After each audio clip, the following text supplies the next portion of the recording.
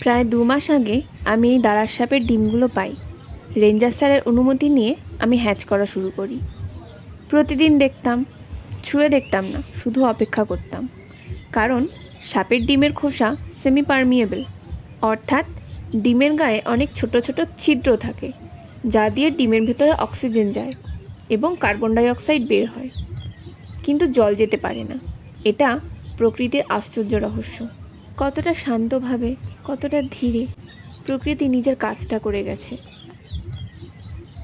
আজ সবগুলো ফুটে গেছে।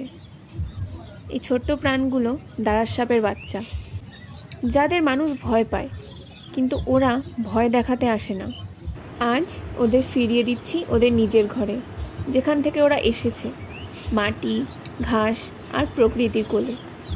ওরা যাবে নিজেদের পথে, নিজেদের নিয়মে। আমার শুধু দায়িত্বটা শেষ। কেমন করে একে একে হারিয়ে যাচ্ছে, কিন্তু এ হারিয়ে যাওয়া মানে শেষ নয়, এর মানে আবার একটা শুরু, প্রকৃতির এক নতুন অধ্যায়। যেন প্রকৃতি নিঃশব্দে নিঃশ্বাস নিচ্ছে। ওরা ফিরে যাচ্ছে নিজের ঘরে, আর আমি শিখেছি ভালোবাসা মানে দখল নয়, মুক্তি।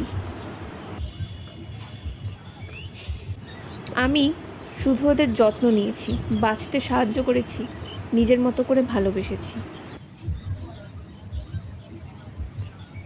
যাও, টাটা।